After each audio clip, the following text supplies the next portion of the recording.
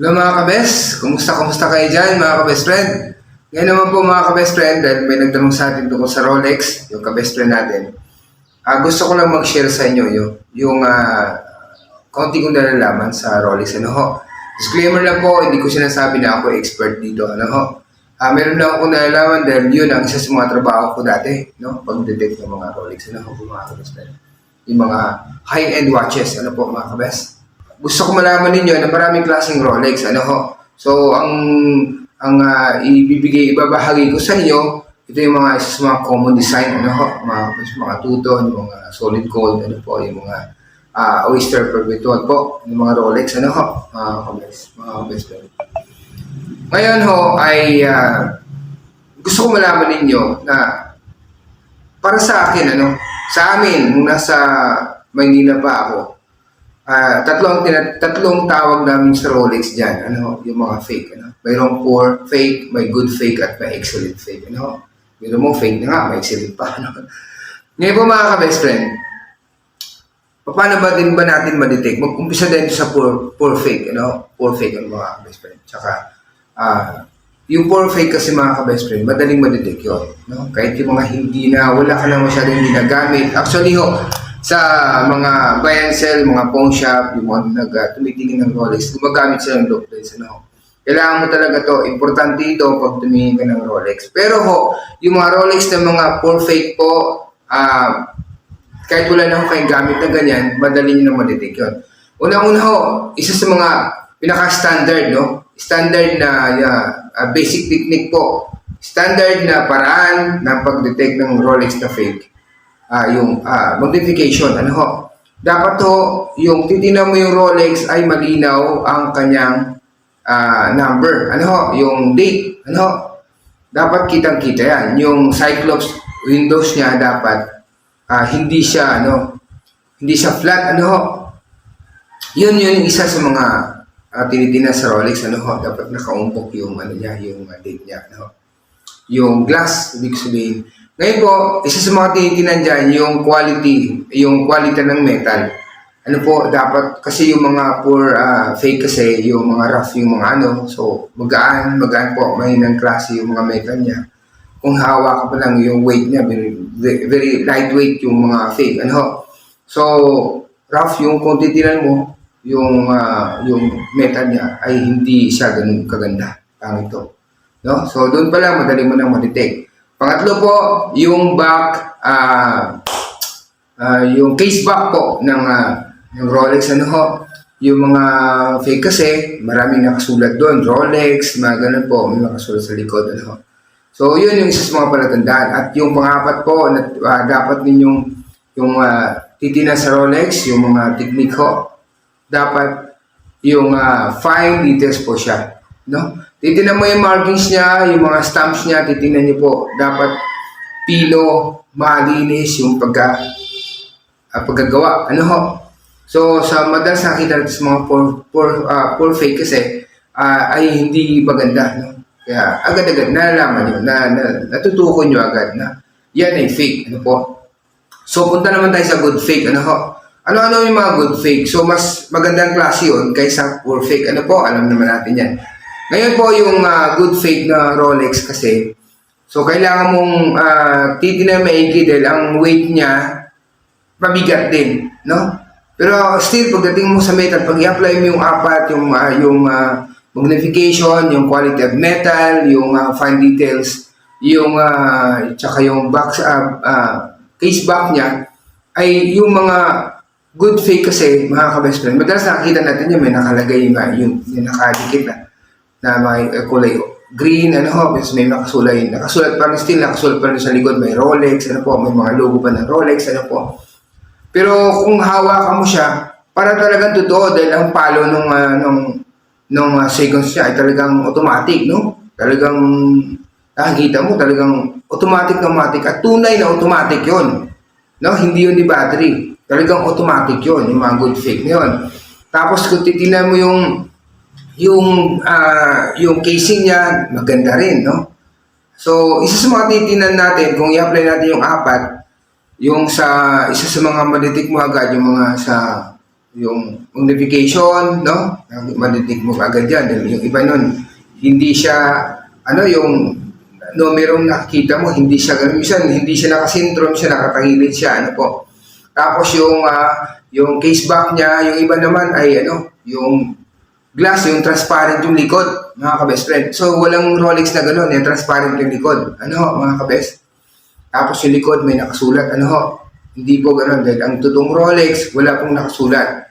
Malinis po sa likod, wala po kayong makikita serial number sa likod, mga kabes. No? Ang serial number niya, ayan, sa gilid po, nandyan sa gilid. Kailangan mo tanggalin yung strap, doon makikita yung serial number niya. Yung sa fine details naman po, mga kabest friend, yung kahit fake yan, still, kung gagamitan mo ng low lens po, ganito mga kabest friend, malalaman mo agad na hindi siya ganun kadetalyado, hindi po siya talagang pino yung paggagawa. So may mga talagang malayo ang difference. Pero kailangan mong gamitan ng ganito, low lens, Kasi gumagamit kami ng ganito, low lens, Kasi importante ito. Doon mo makikita yung fine details niya. Yung details ng Rolex, kung talagang fine. Yun yung isa sa mga nakikita natin. Punta naman tayo sa excellent fake, mga kabest friend. Ito, maraming mga pawn shop na hindi tumatanggap ng Rolex. Maraming mga appraisers na hindi tumatanggap ng Rolex dahil pagdating sa mga excellent fake, talagang doon na sila, hindi nila nahirapan na silang mag-detect. Hindi ko naman nila lahat, may talagang mga expert tumingin ng mga Rolex. Pero itong excellent fake po, mga kabest friend, doon na, marami nang umayaw ng mga appraisers, yung mga tumitingin ng Rolex, doon na sumasablay sila dahil sa mga excellent fake na ito, mga kabest. Ano itong mga fake na ito, mga kabest friend? Ito yung mga sinasabi na, tinatawag namin na clone Rolex, Yung cloning, Tapos may termino pa kaming ginagamit dito, yung chop-chop, Kasi po, ang excellent fake, kung titingnan mo ang case, yung pinaka-Rolex niya, kung titingnan mo, kahit gumamit ka pa ng ganito, mga ka-best friend, at hindi ka sanay sa Rolex, malulusutan ka pa rin. Kasi yung iba, yung punta tayo sa chop-chop, yung excellent fake na chop-chop. Yung po kasi mga ka-best, yung pinaka-case niya, talagang bago, kasi may nabibili na ngayon na original, na talagang, tunay na yung case niya, mga kabes, tunay na yung ay tunay yung Rolex, yung case niya, mga kabes friend. Ang problema na kaya sinasabing chop-chop, ang ginagawa kasi ng iba, yung managpapalusot, may mga Rolex sila na inilalagay na yung mga sinasabi natin sa ibang Rolex po, yung mga lumang case na kinukuha na yung makina, nilalagay nila doon sa bagong case. Kaya nagmumukhang maganda talaga, bago talaga ang Rolex mo. Titingnan. Pero still, Rolex pa rin yung sa loob, kaso lang, chop-chop na po yun. Hindi na natin pwede i-consider na 100% original. Dahil yung case niya, Rolex, pero yung makina niya, Rolex pa rin, pero sa ibang Rolex, yung mga lumang Rolex po. Yung mga lumang Rolex, yung mga laylay na, yung mga ang papangit na ng case, kinukuha nila yan, inilalagay nila doon sa loob. Ngayon po, mahirap talaga yan, madetect. So, isa sa mga paraan na pwede mong madetect siya, gamitan mo ng loop lens, tinan mo yung likod niya, yung case back niya, yung perang ngipin-ngipin, tinan mo maigi, kung mayroon bang kunting scratch, tinan mo maigi, kasi kung itetest naman natin sa makina yan, totoong makina din naman yan talaga, mahirapan nung tayo dyan. Po mga ka-best friend? So maraming mga, yung ibig sabihin, mga pawn shop, yung mga bumibili ng Rolex, sumasablay sa ganyan. Dahil sa mga chop-chop na yun, mga ka-best friend. Tapos meron pang isa, mga ka-best. Tunay yung case, kahit anong tingin mo sa case, tunay talaga. Ang problema po, mga ka-best, yung makina niya, hindi na sa Rolex. Yung iba nilalagay ng makina ng Rado. May ibang makina pa akong pwede ilagay dyan. Hindi ko lang natukoy kung ano yun. Pero yung Rado madalas ang nilalagay doon, yung makina ng Rado.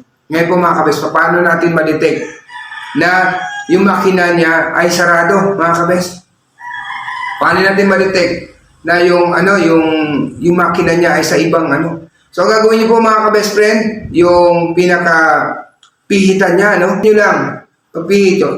Pihit niyo po hanggang 12 o'clock. Pagdating ako ng 12 o'clock, magbabago ng petsa yon. Ano? Pag magbago ng petsa yon, dapat ang pagbabago niya hindi dandahan. Pagdating na exact ng 12 o'clock, papalo siya yung original na Rolex. Papalo siya ng bigla. Ano po? Bigla yung palo niya. Mag-change date siya, no? Hindi yung dandahan. So, yun yung mga tunay na Rolex. So, kung sa ibang makina mo iti-test yan, may iba pumapalo agad. Ano? Parang sa Rolex din. Pero, ang gagawin niyo po, para ma-confirm niyo, ibabalik nyo yung pagpihit. So, kung pagpalo niya, pagdating na sa 12, papalo siya ng bagong date, kasunod na date niya, ibabalik nyo naman. I-reverse niyo po. Pag reverse niyo po mga ka-best friend, hindi pa yan naabot dun sa mga bandang alas 9, minsan lalagpas ng konti, babalik na yung dating petsa niya. Mga ka-best. Doon nyo ma-confirm na yung makina nga niya ay nasa tunay na yung makina niya. Hindi na yung case niya, pati yung makina niya, mga ka-best friend. Ano? So, yun yung mga sinabi na excellent fake. At meron pa pong isa, mga ka-best friend, yung excellent fake. Halimbawa, yung isang Rolex ay solid gold. May mga solid gold talaga, tunay. Kasi siyempre, yung iba, kinikilatis yung gold eh. Pag 14K automatic, yun yung mga made in Hong Kong.